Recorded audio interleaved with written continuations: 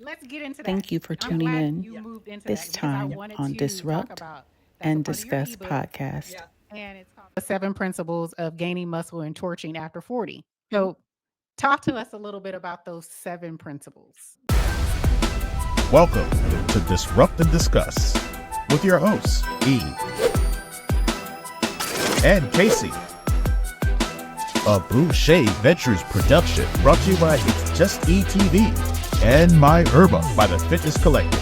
Now, without any further ado, disrupt and discuss. Hey, everyone. Hey, How's everybody doing? I don't know about everybody else, but I'm doing great. Very good. Welcome to Disrupt and Discuss. I am E. And I am KC. And today we have a special guest with us today. We're going to interview and introduce to our D&D family.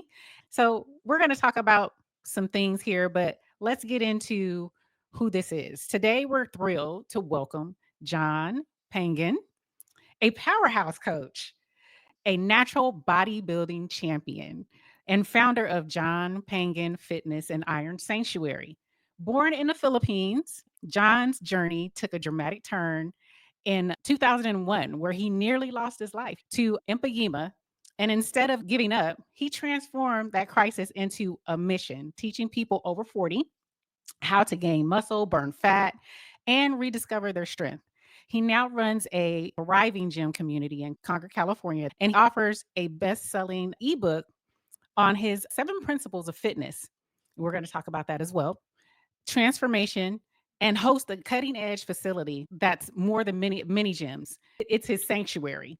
John, welcome to the show. Thank you for having me, and you're too nice with that. Are you speechless? Am I hearing here speechlessness and over talk here? about fitness. Yes, we're thankful to have you here with us. And we just want to get into your journey, talk about your gym and your ebook and things of that nature. So I'm going to let KC kick us off. First of all, I want to thank you, John, as I always do. Thank you for taking time out of your schedule to meet with us, chat with us, and just get your version of what made you how you are. Everybody's got a story. We've all have stories of what brought us to fitness, what kicked us out of fitness actually as well.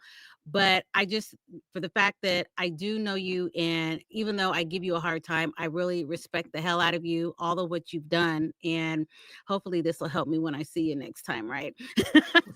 But in all seriousness, I really, really like what you're doing, how you've done it. And just wanted to let the listeners know. And as some people would say, give you your roses while you're still alive, if that makes any sense, because you do a lot and you're very humble about it. You don't talk about it, but you show it. First and foremost, I just want to have you talk about your journey of even being sick and coming out of that, and then what led you into this fitness journey that you have. And I might cut you off at some point because I just think it's really interesting and I might have questions along the way. Okay, you want me to get started? Please. Yes, please. Yeah. First up, I was always into fitness, but I always would have that kid that was scrawny and wasn't picked on any sports, always second to the last or something like that. What got me into fitness was in high school. I'm still thankful to this day that my best friend's brother got me into. He was already working out and I saw him, like, he was pretty muscular, and I was this skinny, weak kid, like 16, 17 years old. And I started from there. It was always been a part of me, especially early in my teens and 20s and then in my 30s. But in 2001, I did experience, like you mentioned, emphysema, which is basically it's fluids in my lungs. And I had pneumonia, and it just progressed to emphysema. And then the fluids just kept building. Initially, I thought that I could just go to a doctor and then they'll use a syringe and take it out, but it wasn't. And they actually had to cut me open and had a hole in my back and put a chest tube. Probably one of the worst times in my life physically, because I lost a great amount of weight. I was down to under 120 at some point, and I was just feeling weak. It took about 6 months for it to clear my lungs. I remember every month my doctor kept saying, hey, it's one more month, it'll be okay. We're going to take it out. And then another month comes along. Then 6 months later, that's when it finally happened. They took it. Every Friday, I have to take off and making sure that they changed the chest tube. And it was pretty difficult, but I knew that it wasn't my time yet. Basically, I have this mindset that when something bad happened, I tend to just rise up. I always think in the positive side. So I think that's because of fitness. It got me through. And also it helps that I was in good shape. So that was 2000, and then 2001. I was still in tech then. And my journey didn't really start as far as my career in fitness until 2013 when I moved to California. Because there's a lot of things that happen in the corporate world. I work for several startups and they promise you stuff only to turn down and saying this is not working, not because I didn't work hard, but it's just the company wasn't growing. And I've just finally had it because of the insecurity. So I just started training family and friends, moved here. I remember going to people's homes all over East Bay and just drive everywhere from Hayward, Concord, name it, all the way to Livermore, and advertise like Craigslist. That's a blast from the past. I'm still around. Yeah, Is Craigslist still around? And that and just got my name in there, and that's how I started. And it was challenging, but never once that I doubted myself, because I thought it was like, to me, it was a crusade. So yes, you have your ups and downs, but at the same time, it's just keep going. And if I already have a near-death experience, to me, starting a career over again, that was nothing to what I faced. Exactly. That was a journey. And since 2013 until now, been training and coaching people. And I probably have over 30,000 sessions under my belt. Wow. One thing I cherish the most is the relationship that I build with my trainees. Because at the end of the day, when you're old and sitting in your rocking chair or something, it's about the connection that you made with people. So that's the best thing. That's what keeps me going. So I've always been like a bit of an introvert. And for me, it's not just helping people get better, but also it helps me become better socially more. I'm still an introvert. I'm not the one to just talk out loud, but it helps me. Even talking to you girls, I'm not really comfortable, but oh, come on, we don't bite. It's something's different. It's a different level. You just like zone out, I think. Yeah. I agree. Now, you said you came to California. So where did you live prior to? I grew up in Chicago.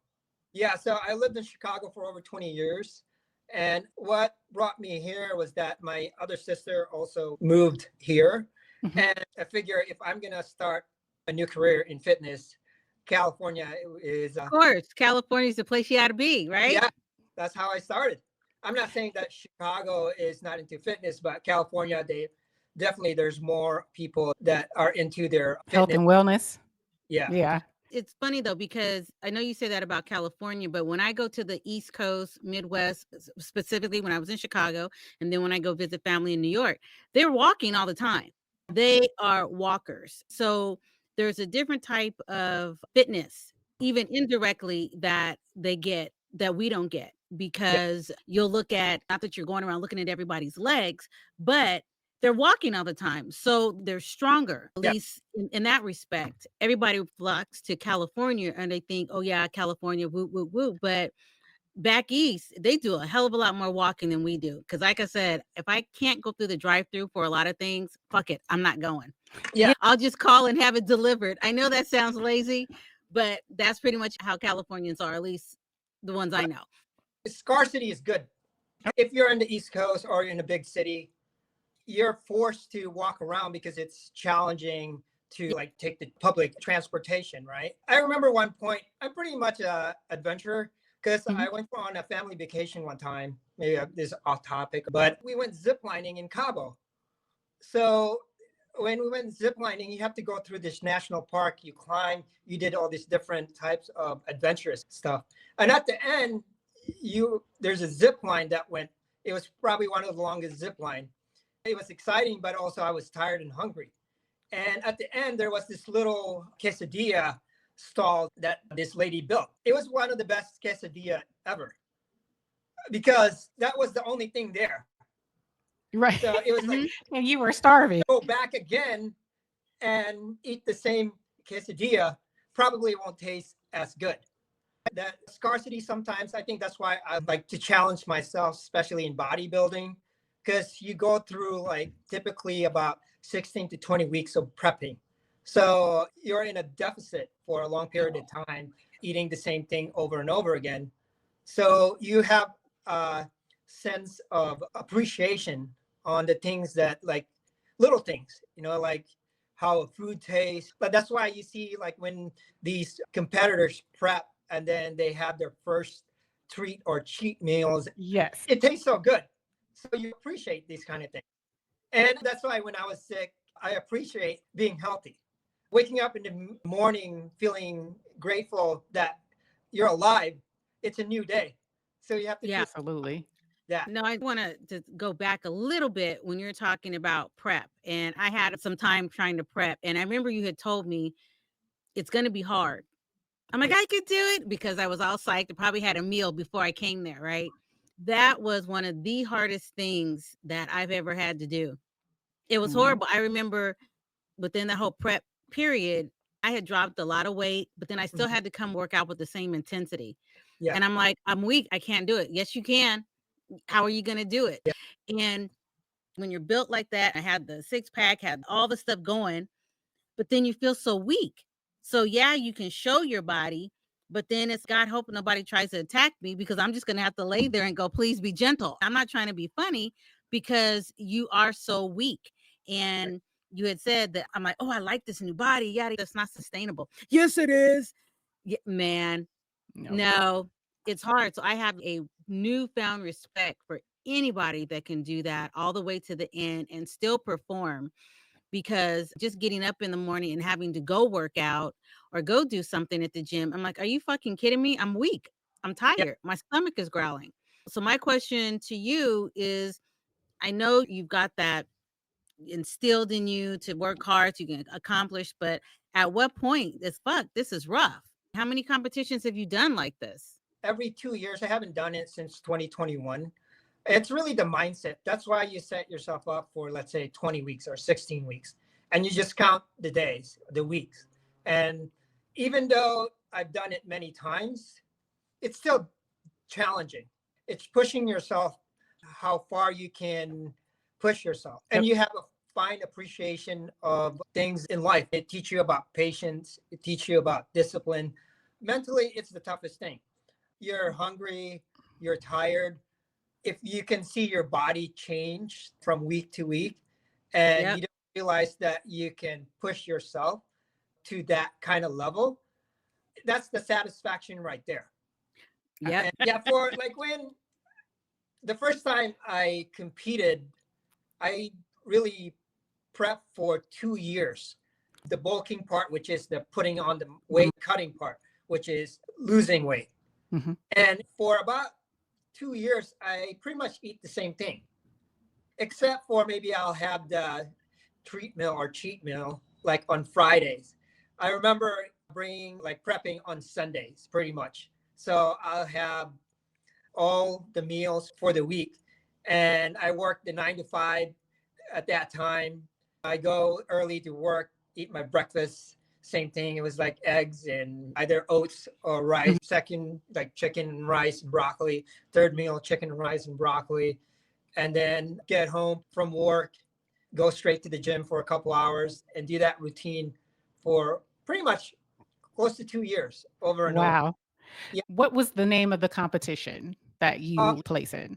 It was called an organization based in Canada, which they just started a competition in Chicago called Ultimate Fitness Event. I remember I always wanted to compete, but at the age of 40, I wasn't sure whether I can do it. And then at that time, I didn't really want to, I wanted to do it naturally. And I know there are so many organizations out there, NPC, or which is the National Physique Competition, or pro level like Olympia, Arnold Schwarzenegger. That's Mhm. more, they're more enhanced. And there's nothing wrong with that. If you want to go that route, that's fine. But for me, I want to do it naturally because it's about, first and foremost, it's about health. So if I'm taking in substance that's enhanced, that can jeopardize my health, then I'm not really preaching what I'm supposed to be preaching, which is health and fitness. Right. And yeah, for most part, that's the sad part of fitness sometimes, because when you go through a prep training for a competition, you're not the healthiest. Yes, you look good, but you're not the healthiest. Oh. And also the crazy part is that the struggle, it's a mind fuck, basically. Yes. Because Yeah, it someone is. will tell you you look good, and then, oh, you're losing all this weight and you feel skinny. You're like, you're shriveled. So you have to keep yourself grounded, that it's just a competition. Really, it's a beauty pageant, right? Call it what you want, but it's, for me, it's just a challenge. You don't even know who's gonna be there. There could be somebody that's been training for a long time and looks really good. And Right. I didn't do it just because I wanted to win. I did it because I wanted to challenge myself. Because at that time, I wasn't happy with work. Mhm. And I was just getting out of our long-term relationship. So I wanted to find a way where I could feel good about myself. Okay. So that challenge right there, when you feel like nothing's good in your life, Mhm. fitness was the one thing that was consistent with me. So I just really dove into it.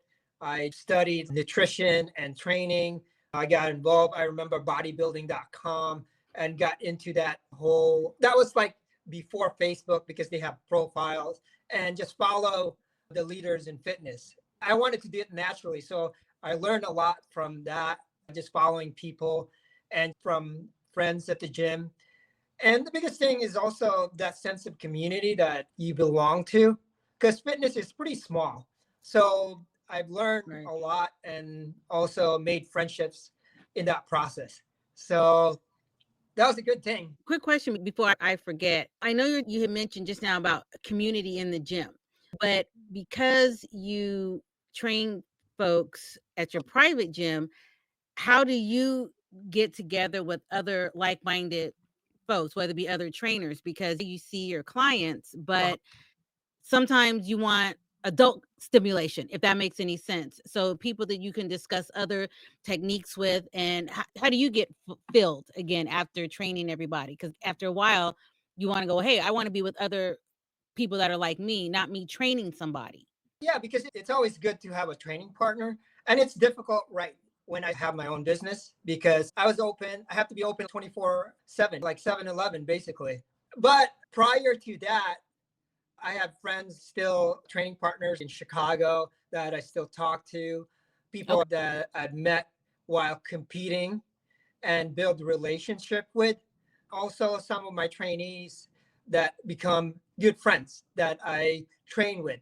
So every time that I go back to, I still work out with my coach, my Right. trainer, and the friends that I build relationship with.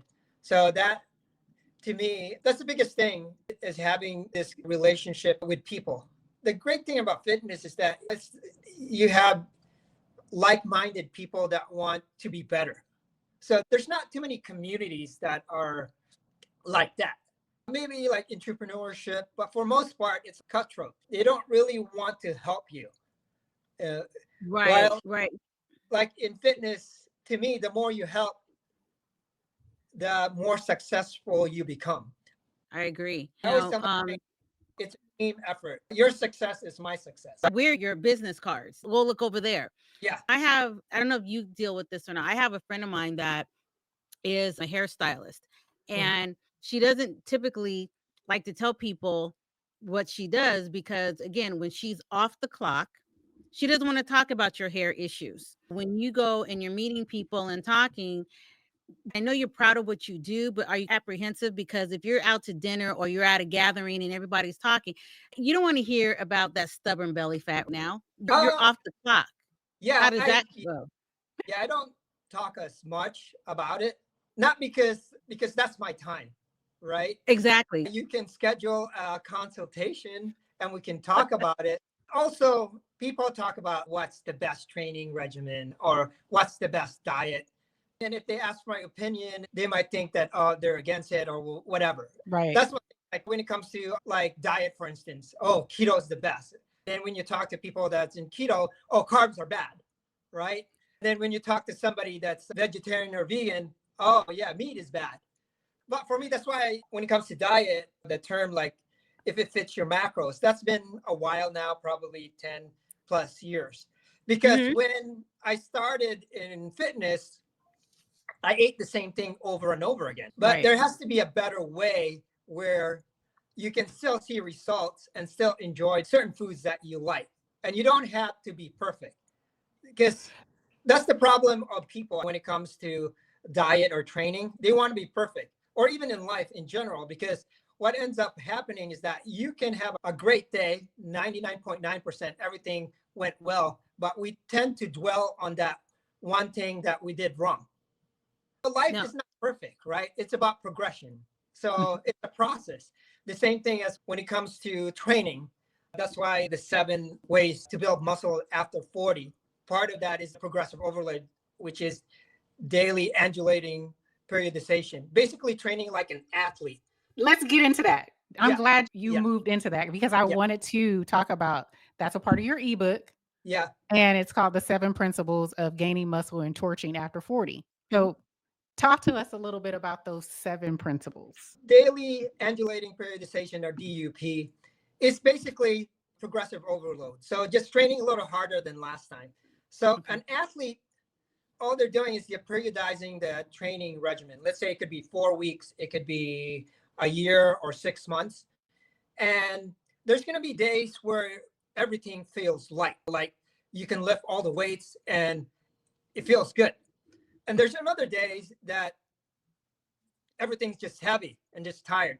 So 30% of the time, you're going to feel good. 30% of the time, you're not going to feel good. And 30% of the time, it's okay. But overall, you're actually doing great. Mhm. So as long as at the end of the cycle, you're getting stronger and building muscle, that's Mhm. all that matters. But we tend to equate like how we feel that day when we work out. Oh, I feel weak today, or I'm not feeling strong. Then you feel bad about yourself. But it's just one workout. You're not going to lose muscle. You're not going to gain fat because you had a bad workout. Right. It's about a period, it's a cycle of just being consistent. And that's always the case. One good workout is not going to make you fit all of a sudden. And one bad workout, you're not going to lose everything. And I think that's somebody who's new into fitness worries about that, you know? I know that one of the things that I've done within the last year or so, I'm not so much trying to beat myself into the ground. I'm more or less looking at longevity. And it takes, and my dad used to say, what is it? Youth is wasted on the young. Yep. Mhm. Because for me, now I have to realize this is a journey. I'm trying to stay healthy. I'm Yeah, trying to keep everything moving and flowing correctly. Even when I'm working out, besides the day that I'm lifting heavy, I try to do a lot of stuff that's low impact. Your knees are jacked up as you get older, depending yeah, on the person. Different things don't work as well as they once did. One thing I definitely do heavy lifting or power lifting yeah, because I know as I get older, I definitely need to have that upper body strength. We tend to have more lower body strength because we're walking and doing all of that kind of stuff. But upper body, that's pretty much if somebody, that old saying, I've fallen and I can't get up because you don't have that upper body strength to do what you yeah, need to do. And that is a real big concern for me as I get older. Some people say, and I tell them I do powerlifting, there's still that mindset, you're going to get all bulky. Trust yeah, me, it ain't going to happen. I've tried. So yeah. you have to tell your clients that you are going to lift heavy, but you're not going to look like Arnold because it's Yeah. not in your makeup to do so. And it's relative, right? Lifting heavy is according to your own fitness level. You just want to be, there's a fine line between hurting yourself and sore. You want to push yourself. When it comes to health, The best indicator is your strength. That's why doctors, when they try to shake your hand just like a grip test, if you're weak, how are you able to, let's say, if you need surgery? They don't care about your mile run, but it's just how strong you are, how capable of are you to be able to recover. And there's studies that shown that people, even they're overweight and just training consistently, they will outlive somebody who's so-called normal weight because they're weak. You don't have balance. And as you grow older, if you don't have balance, you get injured, especially your hips. And once your hips is gone, that's over. Then because you're pretty much sedentary at that point. As you say things, it just sparks different questions. Yeah. So now, say for someone that had hip replacement surgery, now there's ways that you can work with them to where they can pretty much get back to normal. Oh yeah. Normal activities. Yes. Yeah, because there's always a way. As long as you're able to stand up and walk, you can do something active. It doesn't mean that you have to be a power lifter. It doesn't mean that you have to be a bodybuilder, but you need to be able to at least support yourself and be strong enough to able to stand. Because I always tell somebody who's just starting to training with me, importance of functional movements such as deadlift and squat. Because what's the first thing you do in the morning? You squat out of bed. And if you're not even strong enough to do that, you have to roll out. That's already a problem right there. You need to have assistance from somebody. We want to be independent, right? Right. We want to be able to do things that we take for granted when we were young. And as we grow older, it becomes a challenge. So that's why being strong and being able to squat up. That's why when you go like to Asian countries, like old people squatting down, they call it Asian squat. How come they're able to do that in their 80s? Or in Japan, why is it the table is low? Real low. And I'm short. Right? And trust me, that table was because really low. They can squat down and squat up. It's not because people automatically think that they become weak because they got older. Right. But they got weak because they stopped doing stuff. Correct. If you don't use it, you lose it. And basically that's what happens. And anything after 40, if you don't do anything, you lose about 30% of your muscle mass. That's a lot of muscle mass. The problem is that they base it on BMI, where you're at. Incorrect for a lot of people. They talk about how strong you are, your body fat.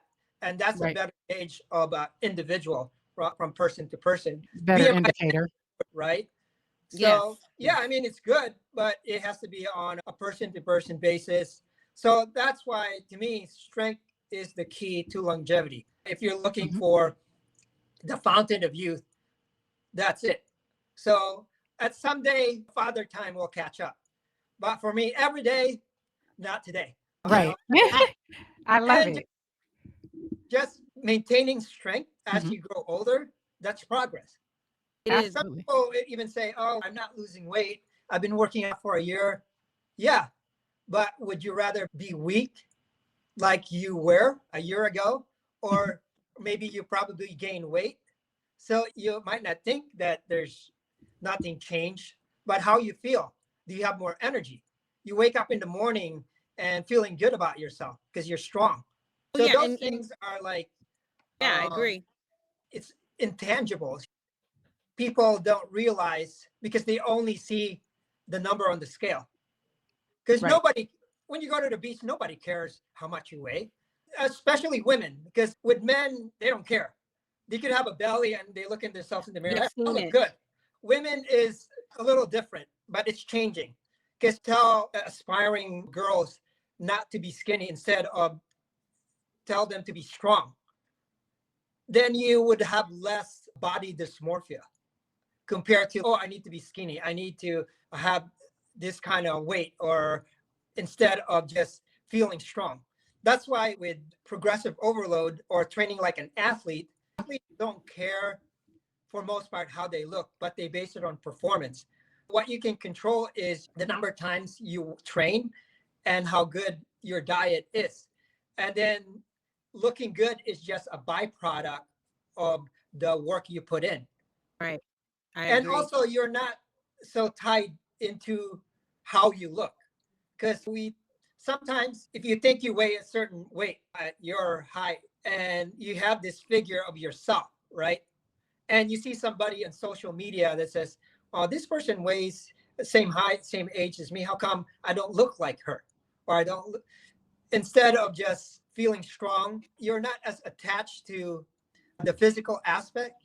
And Right. you'll last longer when you feel like, oh man, I can lift this much weight. How do I get better? Oh, I have to have better sleep.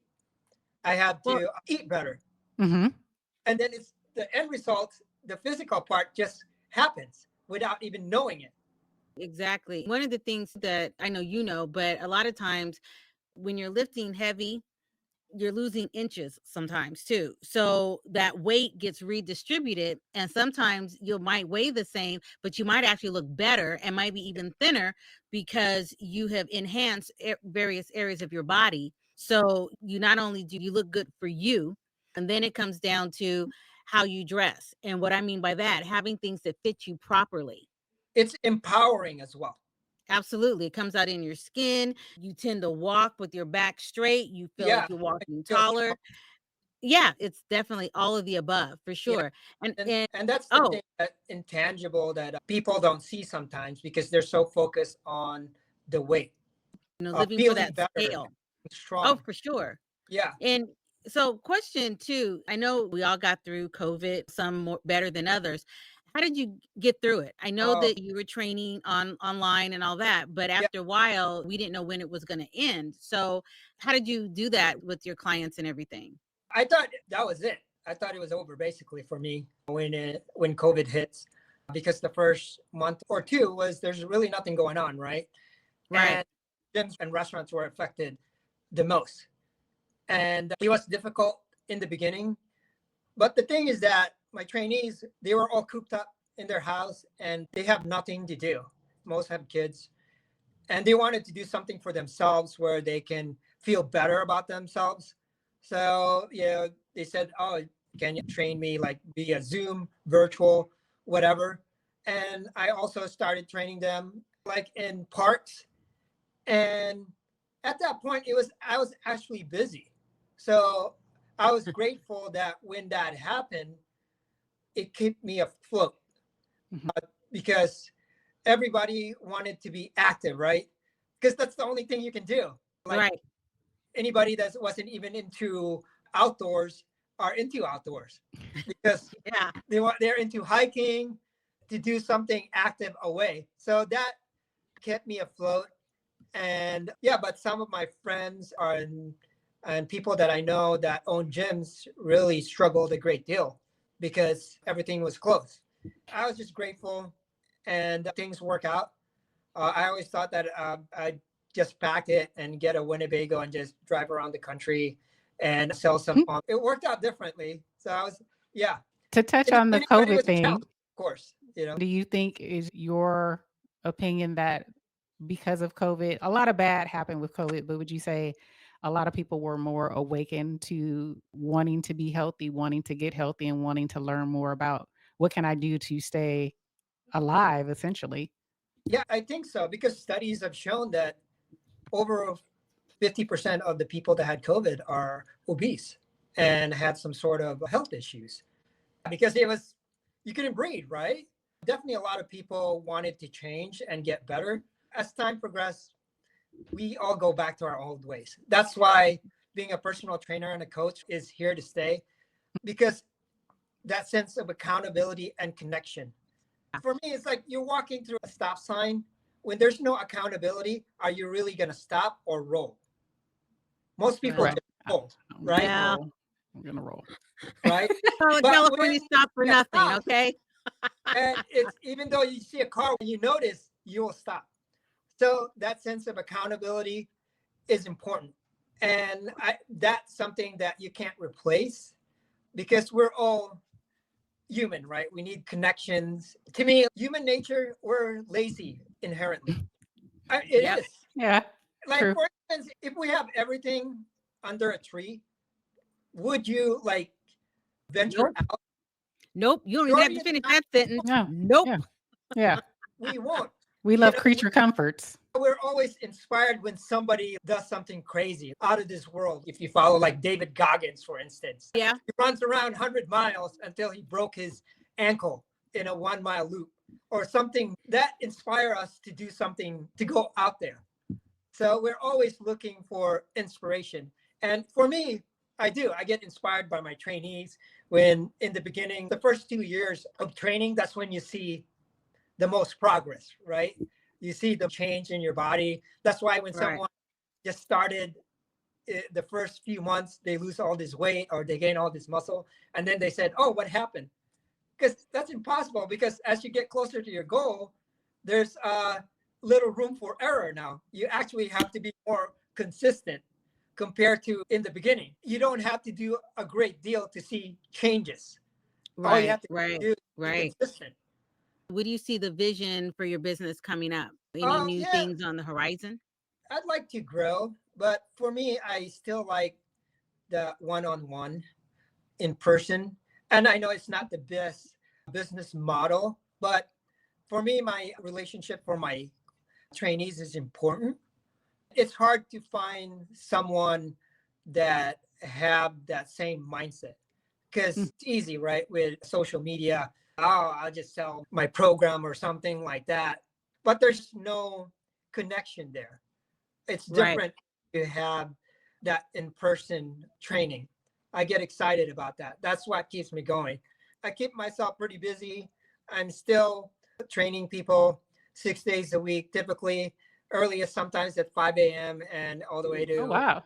8. Sundays typically is my days off. Sometimes I'll take Saturdays off, but for most part, it keeps me going. It keeps me motivated.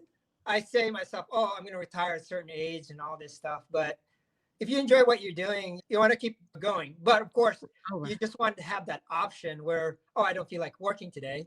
I see myself in the 70s and still training people. Who knows? I just want to keep going and help as many people as I can, build relationships. And to me, that's success, because this quote by Warren Buffett. Warren Buffett says that, what's your definition of success? He was asked, and he said he had a friend that was in the concentration camp. And how many of your friends would hide you from the Germans, the Nazis, when the shit hits the fan? He said that he has billionaire friends that even their families won't even hide him. So it's about that relationship. To me, that's success. And having built that relationship with people, I never would have experienced this kind of if I stayed out Tech. in that cubicle. It opens the new doors of just meeting people. And I have a lot of trainees that's higher up entrepreneurs of companies and stuff like that. And I learned a lot. And I'm also, they learn a lot from me, which kind of weird, because to me, who am I compared to these people? It feels good that they yeah. actually want to learn from me and see and follow and learn from my lifestyle. And they're inspired by that. So that's the greatest compliment for me, is building that relationship, and they're inspired to do better for themselves, especially health wise. I had one question for you. Since your gym is predominantly for over 40, correct? Yeah. What's the oldest client you have? Oh, I have trainees in the 70s. Yeah. Wow. And yeah, I train the same way. Nothing changes. People think that a certain age you have to work out with different exercises. It's the Mhm. same thing. You just have to make adjustment according to their fitness level and their injuries, of course, right? But overall, the key is just to get stronger and be consistent. That's the magic right there. And everybody wants that special sauce, right? That gimmick. Mhm. Oh, if you do this program for me for 3 months, you'll get this result. If you do this type of diet, oh, you'll whatever. But at the Right. end of the day, it's about the He sounds consistency like you Coach bring. T with that one. Yeah. Yeah. We Yeah. find that most trainers are like, there is no secret sauce. Yeah. There's no No fad pill. diet that works. You just have to do the work. You Yeah. just have to do the work. Yes. So do you still train online as well, or is it just in person? Oh, I do have some trainees that I train online. Uh-huh. Not much. And typically they're pretty good on their own. And I have a trainee I've been training him for over 5 years online. He's been successful at it. And some of my trainees that compete, I train online. But overall, 90% of my trainees are in person. That's what I enjoyed. And it keeps me busy. And so, yeah, right now that's my goal. And basically keep doing it until I can't do it anymore. But I don't see anytime soon. So, Okay. One of the things, like for our listeners that are in their 40s and beyond and who want to level up their physical and be physically and mentally healthy, what one piece of advice from your journey would you give them today if they were to ask you, how do I do it? What do I do? yeah, I don't have the special sauce, but one thing I can tell you is just be consistent. Don't worry so much. Don't think of it as short-term results. Focus on performance, what you can do, and find something that you like. Be consistent if you don't enjoy it. It doesn't matter, the best training routine or the best diet, but if you don't enjoy it, it's hard. There has to be a level of enjoyment to fitness, whether it's walking, whether Pilates, whether it's yoga. Try it. Just try it. I think a lot of people think that when you're working out, it's just you in the gym or you with the trainer. But again, just like you said, it could be taking a walk. That's part of your regimen, if you will. That's another thing. I try to break it up. For example, I know you had talked about squatting. Me and squats don't get along. However, and like you said, there is a workaround where I'm on the rower a lot of the time. So I'm still doing a squat, but it's in a different form. So you're still utilizing things, trying to find that workaround or things like that and incorporate physical activity and stuff that you do, even in your house, going up and down those a few times. That'll get your heart rate going. Yeah. Kids up the stairs too. There's all kinds of things to do. It's just what you're willing to look for to make it happen. Just get going, basically. Yeah, do it. Yeah, just do it. There's so many ways out there, but sometimes a lot of things in social media, and then people are bombarded by information and they don't know where to begin because it's information overload, right? Absolutely. And I just try to keep it simple. The more I learn, the more simpler approach that I take towards fitness and diet. Simple is better. Mm-hmm. And the easier it is to follow, the better chance you'll succeed. Right. And also have that mindset. If you're struggling, you need to be part of that environment or that community. Because they said the one that influences you the most is the one that's closest to you. Yes. Right? So you have husbands or your significant others or your relatives, the ones that would sabotage your journey. Right. Just when I was doing the figure portion of bodybuilding and I was working out and losing weight, some were saying, okay, stop. Enough's enough. You're losing too much. So again, the people that are closest to you sometimes are like, why are you doing it? Okay, it sounded good, but now that you're doing it, you're starting to change and look a little different. Okay, let's stop it. Yeah. So then you're caught in between that. Do I listen to what they're saying or do I continue on to do what I want to do? So sometimes like you said, there's the people closest to you sometimes, but I digress. Yeah, that being part is, for me, that's how I got started. I needed to sign up to a gym and be with that community because it was like a small gym. And I was like almost like the mayor because I was there almost every day and just wanted to get involved in fitness. But when you have a one-track mind and you have that tunnel vision, like anything in life, right? If you want to succeed, whether it's fitness, career, or business, you have to have a one-track mind. Sometimes it's obsessive, and that's okay. But you might have to lose a few friends along the way, or even relatives. Not because they're bad, but it's just that they don't see they're not on the same path as you. Yeah. And it's your life. So, and you want to be better. And it's difficult especially with all the negativity and what's going on. And everybody has grow up differently. They'll say, oh, my parents are obese, or I live in a food desert. You can make it all you want, right? And those are valid. Don't get me wrong. But at the end of the day, Your excuses. they're just excuses. And you decide what you want to do in life. Whether, you want to get better or not, right? And sometimes that's like in fitness or in business, people always think sometimes that like they have, when it comes to, I don't want to get into politics or something, but they think that you just don't care. I made all that excuses when I was younger. That's why I failed many times, because I see everything as if people were against me, because that was my own perception instead Right. of how people perceive me. Because your own Mhm. perception is just narrow. But if you Right. perceive how others perceive you, then you get a clearer view of the world. What was this person thinking? How come he or she's like this? By learning that, not just like in fitness, but in business, it opens a lot, because it requires a lot of patience, and you have to take a step back before you act a certain way. Regret. Not only fitness, not only it helped me of who I become, be more patient and learning how others perception, but it also results from like get better with business as well. Because an entrepreneur, you need a lot of patience. And it's like you have to be built for the winter. You never know when the storm is coming, right? Because one day you're high in the clouds thinking, oh, I made it big. And the next day, down in the dumpster. And Yep. Yep. you gotta ride that wave, that storm.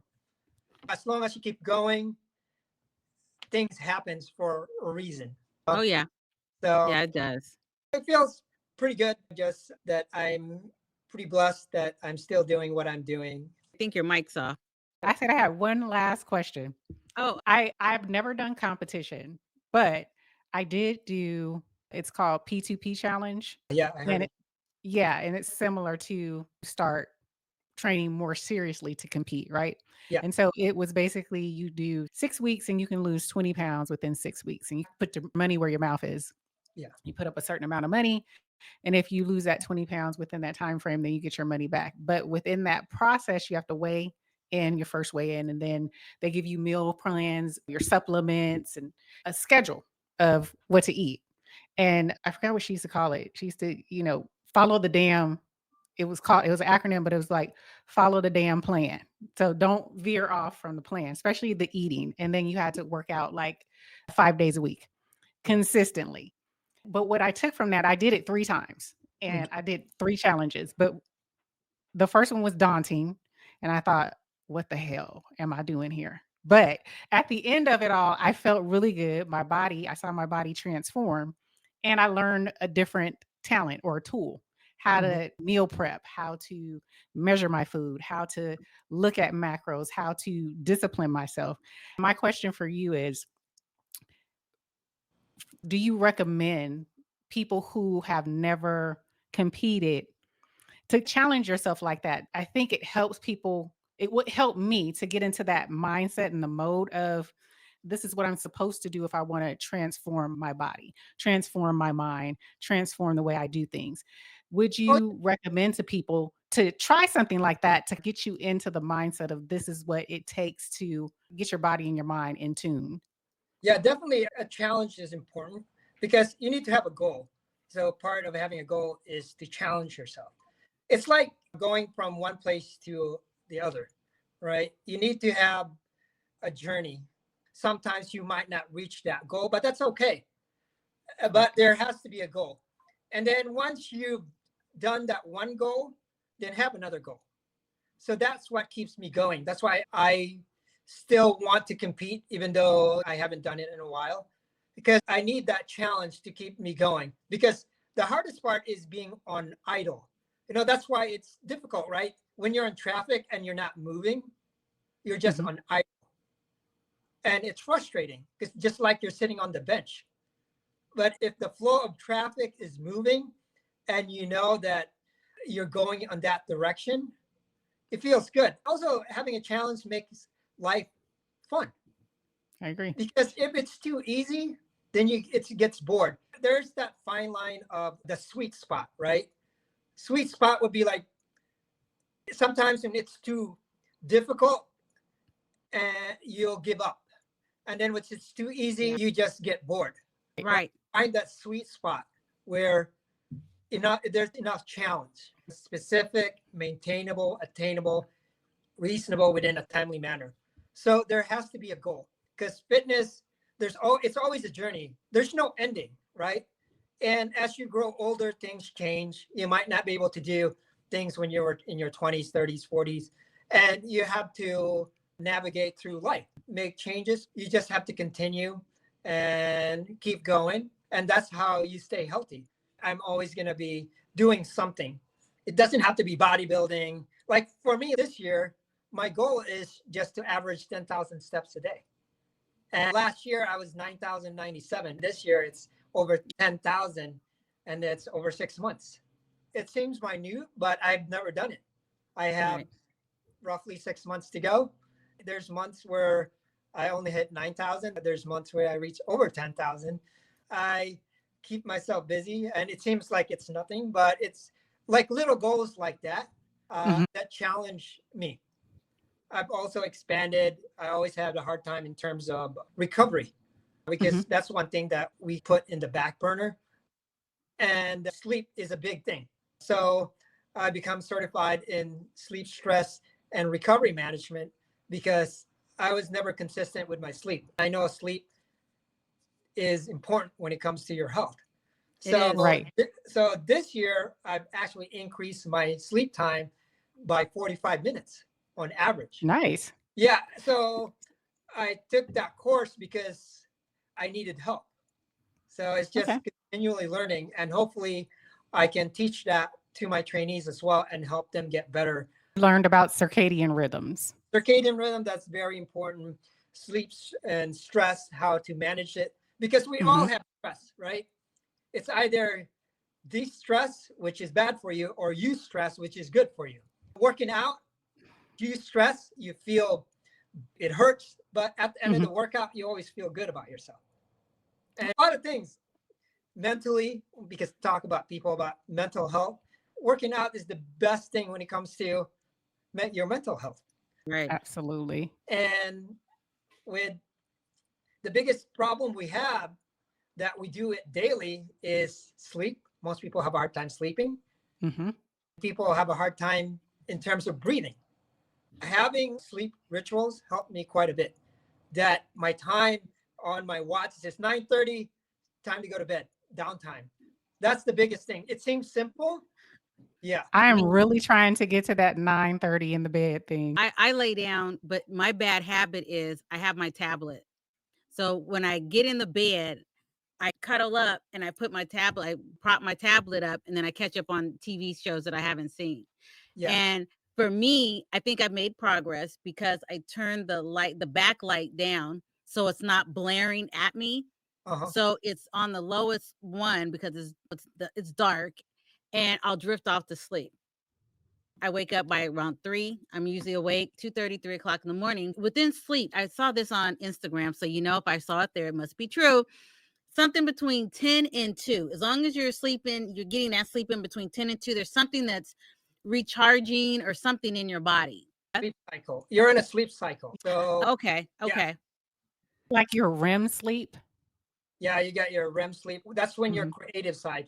That's why sleep, they have what you call the type 3 diabetes, which is people that suffer dementia, that there's not a lot of basically glucose into your brain. So when somebody is not sleeping well, you don't remember things, right? So you're always tired. So there's that connection between sleep and people that suffers dementia.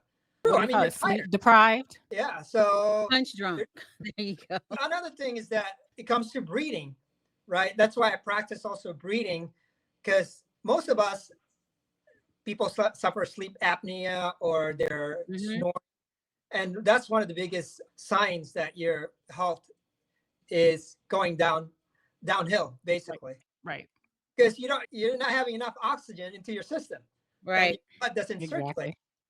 And I use on my Apple Watch, they have the breathing technique.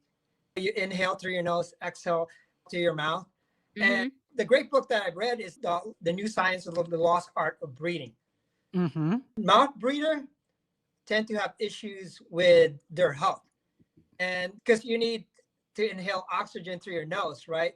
So you're not breathing properly and you're not exhaling CO2. So, Right. and people don't realize that. How do you lose fat? Do you know how you lose fat? No. You How lose do you fat lose because fat? fat turns to CO2. Exhaling the CO2, You're you're exhaling the inhaling. fat. Oh, So if you're Okay. breathing properly, right, you're inhaling and exhaling CO2, you're actually losing fat because that's how you lose fat. twice. Most people don't Okay. even know. I, Doctors, and how do you lose fat? They don't. Yes, you hmm. sometimes like you sweat, but for most part, you lose fat because Even it it. turns to We, CO2, Okay. and that's how you exhale. Yeah, you need oxygen to circulate blood, right? Is a waste product of humans, and that's how to. Yeah, the new science of the lost art of breathing. That's a great book. Learn about that, and I've been watching some breath work, but I didn't hear about the CO2 part. I just learned about the proper way to breathe. yeah, Breathing in, like you said, through your nose, but there's yeah, also the way your stomach moves. Like when you yeah, breathe in, your stomach should be going out. And when yeah, you inhale, it should be coming in. So it's like a difference in the way your diaphragm retracts. yeah. And then if Is you're breathing properly, you able to work out. yes, Right? harder. Right. Yes. And that means you're able to circulate blood. And then when you're stressed and you're able to control breathing, your heart rate doesn't go up quickly. Instead, you Right. be more calm. You make better decisions because Yep. somebody who is deconditioned, their heart rate goes up so Yep. fast, they get tired easily. That's part of health that most people don't realize. Yeah, it's important. Two things that we do daily, but most of us have a hard time doing it. Breathing. And you said this is called the art of breathing. The new science of the lost art of breathing. So we're pretty much coming close to the conclusion here. But again, I just wanted to throw out at least one question so people can get to know a little bit more about you and maybe us at the same time. And we used to do this a while ago and then we stopped. Again, shout out to Tell us. some of the questions can be totally awkward. I'll put it that way. Right. But these are just basic ones, nothing outlandish. One of the questions that I have is what's something about you that nobody else would believe? We already know that you do what you do, but on the flip side, what people would not believe that you actually do. Actually, growing up, I wanted to be a baseball player. That Oh was, wow. yeah. Wow. I'm a Okay. big, growing up in Chicago, I'm a big baseball fan, Cubs fan. I went to the 2016 World Series. They haven't won in 108 years. I'm actually more passionate about baseball than fitness. I'd love to probably go to all the different stadium in the country because you get to see. It's like not only you go on vacation, but you get to see everything that city has to offer. Nice. Well, one thing about the baseball parks is when we were in Chicago, what's that one that's in the Wrigley, You feel field? That was the when I say bizarre, I don't mean it in a disrespectful way. yeah, Wrigley Field is right there in yeah, the smack dab city. yeah, There's a grocery store here. There's Wrigley Field. There's houses over there where people sit on the rooftop and look at the game. yeah, yeah. It's crazy, and then it's just changed. It's just very busy. Just people have a good time. Yeah, Yeah, which is really interesting. yeah, Giant Stadium is similar to that though too. yeah, It's right The smack dab in Oh, the you're city. right. I've only been by Yeah. there once, but literally houses across the street. yeah. I Mhm. mean, 'cause San Like Francisco is like downtown, but this is in almost like residential almost. And it's yeah, like, it's residential. And there's also like a lot of restaurants and bars. it's the Mhm. weirdest thing. Yeah. So, all right, Miss E. Yeah, you're part of Oh it god. too. Say the question one more time. Something about you that nobody else would believe. I'm kind of a hippie, meaning you've heard me talk a lot. I love sunbathing. I love the earthing. What? I love vibration, sound. Right. I'm into the breath work as we just had a conversation. I'm turning into hippie-esque, longevity-esque. I'm definitely on that path, on that journey. Oh, So okay. That sounds good. You're like, Um, what? um, What you thought I was gonna say? Some marijuana? No. the number 420 came into mind. Just wasn't going to say that. I don't want to be stereotypical here. When I was younger, I definitely wanted to be a singer. I definitely wanted Mm. to do that. Now, there's people that would say it's a good thing you didn't, but that was one of the things I wanted to do. E and I were talking, and I said that at one point, I guess I'm a wannabe survivalist. I really like watching those kind of shows, and not Survivor. I mean, I watch that, but Survivalist. Yeah. And just being able, because you hear so much about how the world is and this goes out, that goes out. I want to be able to still take care of myself, maintain some type of life without something should go down right now. People are like, oh my God, my internet is down. And how am I going to eat? How am I going to do this? I can't do this. If you're a survivalist, you can live off the land. You can do different things. And I'm getting more geared towards that, wanting to be able to take classes and learn how to be a survivalist. That's something I definitely want to explore a little Can bit you see more. KC being a survivalist? Naked and afraid. A No, mini Rambo. A mini naked and Rambo. afraid. No, Right? no, I wouldn't survive that. Okay, that's not going to happen. As long as there's some type of material, I will be wrapping that around for sure. I love it. No, I you love guys it. would be afraid. Okay. I just wanted to, John, thank you. Thank you. You're That's welcome. that's all I can Thank say. Thank you. I after talking, I'm like, well, damn, I feel really privileged. Be Right? nice to me when I come back. But I gotta again, give. I really thank you. You're I welcome. love it. I gotta do one more for the people. What's your IG? John Pangan Fitness. John Pangan Yeah. Fitness. Now, you guys go to his IG, and I always make KC like cringe when I say this. Do you guys love techno music when you power lift? Give power music. Power music. I pretty much listen to everything, and Yes, he Okay. does. also adhere Everything. to what my trainees like, which Okay. is from 90s hip hop all the way to techno to heavy metal, hard rock. I pretty much play everything. Time you post your lifting, you have on techno music. I think it's just it's something that loud, or so that's what I put. But typically I listen to everything. Okay. Yeah, whatever it is, I listen to. And like on IG, they have like songs or something, so I just Mhm. put it there. And Okay. yeah, You guys go to his Instagram, you will see him lifting. And what's the heaviest you've lifted? in the gym, deadlifted over 550 pounds. In competition, my heaviest is 510, and squat over 400, and bench over 300. You guys have to appreciate what he's saying. You have to go to his Instagram page Yeah. and you'll be like, what? I always go to your page to get my inspo. Thank you. Most Yeah, definitely. that's pretty much my social media nowadays. I just enjoy the followers that I have, and hopefully they're inspired by what I'm doing, and stay fit and healthy, because there's only one health for health. Yep. Yeah. Once you lose it, Wait. that's It's it. hard to get it back. Let me tell Yeah. you. Right. Yep. Right. You inspire me, and I know you inspire Casey. We are definitely very much appreciative of you gracing us and having this conversation with us and the D&D family. Your socials, I'm going to go ahead and put in the description of this video, along with your ebook and your website and everything. So anybody who is interested in following John, please, everything is going to be in the description of this podcast. So definitely, I encourage you to go and subscribe and download his ebook. It is free.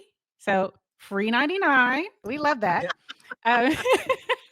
Definitely, John, thank you so much. As Casey said, we can't thank you enough for coming on here and talking to us about being fit over 40, talking about macros, your mentality towards fitness, health, and longevity as well. I would definitely encourage folks to check you out. And for everyone who has come on here and listens to this, let us know what your thoughts are with regards to what John said, with regards to what our conversation was. Would love to hear from you guys with regards to your fitness journey. Are you over 40? Are you into fitness? Are you trying to get into fitness? Let us know in the comments. We definitely love to have those conversations. Casey, do you have anything you want to add to this before we get out of here? No, I don't have anything else to add. Just move. You got to move. Yeah. Gotta move. Gotta move. Thanks for having me. It's been a pleasure. Yeah. Absolutely. We loved it. We hope that D&D will love it as well. I know they will. Thank you guys so much. Again, we are on all social media, Instagram, TikTok, YouTube, every audio platform. Check us out. If you want to see us all, come to YouTube and you'll see us on here in all our glory. Thank you so much for tuning in and watching. Until the next one, you. Bye.